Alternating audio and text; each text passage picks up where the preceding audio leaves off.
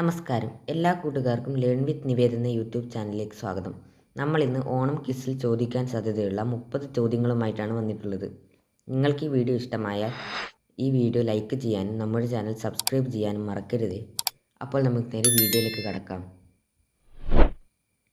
ആദ്യത്തെ ക്വസ്റ്റ്യൻ, ഓണപ്പൂവ് എന്ന വിശേഷണമുള്ള പൂവ്. ആൻസർ കാശിത്തുമ്പ. അടുത്ത ക്വസ്റ്റ്യൻ, ഓണം കേരളത്തിൻ്റെ ദേശീയ ഉത്സവമാക്കിയ വർഷം. ആൻസർ 1961. കേരളത്തിൻ്റെ ദേശീയ ഉത്സവം ഓണമാണെന്ന് കൂടി ഓർത്തു വെക്കുക. രണ്ടാം ഓണം മറ്റൊരു പേരിലും അറിയപ്പെടുന്നു. ഏതു പേരിൽ? ആൻസർ അമ്മായി ഓണം. ഓണം ആഘോഷിക്കുന്നത് എന്നാണ്? ആൻസർ ചിങ്ങമാസത്തിലെ അത്തം നക്ഷത്രം മുതൽ തുടങ്ങുന്ന ഓണാഘോഷം തിരുവോണം നാളിൽ പ്രാധാന്യത്തോടെ ആഘോഷിക്കുകയും ചതയം നാൾ വരെ നീണ്ടു നിൽക്കുകയും ചെയ്യുന്നു. അടുത്ത ക്വസ്റ്റ്യൻ, ഓണപ്പാട്ടുകാർ എന്ന കവിത രചിച്ചതാര്? ആൻസർ വൈലോപ്പിള്ളി ശ്രീധരമേനോൻ. അടുത്ത ക്വസ്റ്റ്യൻ, മഹാബലിയുടെ പിതാവിൻ്റെ പേര്? ആൻസർ വിരോചനൻ. അടുത്ത ക്വസ്റ്റ്യൻ, ഓണം കേറാമൂല എന്ന പ്രയോഗത്തിൻ്റെ അർത്ഥം? ആൻസർ കുഗ്രാമം. മഹാബലി എന്ന വാക്കിൻ്റെ അർത്ഥം? ആൻസർ വലിയ ത്യാഗം ചെയ്തവൻ. അടുത്ത ക്വസ്റ്റ്യൻ, നാലാം ഓണം ഏതു മഹാന്റെ ജന്മദിനമാണ്? ആൻസർ ശ്രീനാരായണ ഗുരു. മഹാബലിയുടെ യഥാർത്ഥ പേര്? ആൻസർ ഇന്ദ്രസേനൻ. ഇത് വളരെ ഇമ്പോർട്ടൻ്റ് ആയ ഒരു ക്വസ്റ്റ്യൻ ആണ്. സംഘകൃതികളിൽ ഓണം ഏതു പേരിലാണ് അറിയപ്പെടുന്നത്? ആൻസർ ഇന്ദ്രവീഴ. അത്തം മുതൽ ഉത്രാടം വരെയുള്ള പൂക്കളങ്ങളിൽ ഒരു ദിവസം ചതുരത്തിലാണ് പൂക്കളമിടുന്നത്. ഏതു നാളിലാണത്? ആൻസർ മൂലം നാൾ. മഹാബലിപുരം എന്ന വിനോദസഞ്ചാര കേന്ദ്രം എവിടെയാണ്? ആൻസർ തമിഴ്നാട്. തമിഴ്നാട്ടിലാണ് മഹാബലിപുരം എന്ന വിനോദസഞ്ചാര കേന്ദ്രം.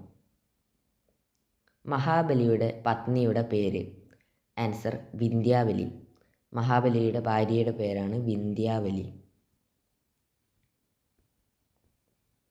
അടുത്ത ക്വസ്റ്റ്യൻ, തിരുവോണത്തിൻ്റെ തലേ ദിവസം ഏതു നാളാണ്? ആൻസർ ഉത്രാടം.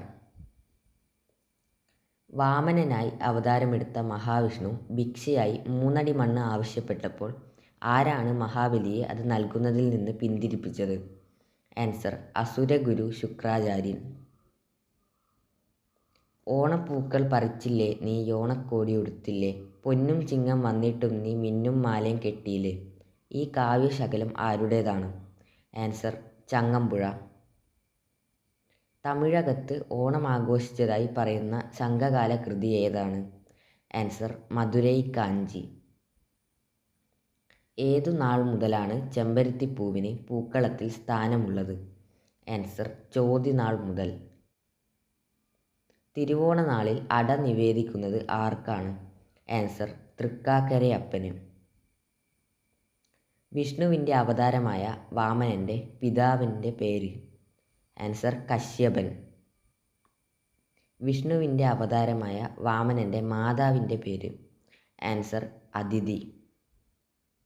ദശാവതാരങ്ങളിൽ മഹാവിഷ്ണുവിൻ്റെ എത്രാമത്തെ അവതാരമായിരുന്നു വാമനൻ? ആൻസർ 5ാമത്തെ.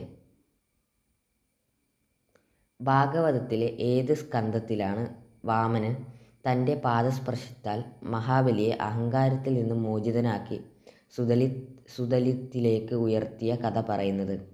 ആൻസർ 8ാം സ്കന്ധം.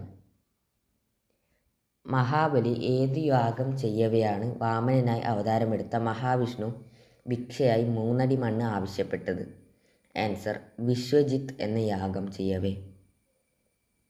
വാമനാവതാരം സംഭവിച്ചത് ഏത് യുഗത്തിലാണ്? ആൻസർ ത്രേതായുഗത്തിൽ.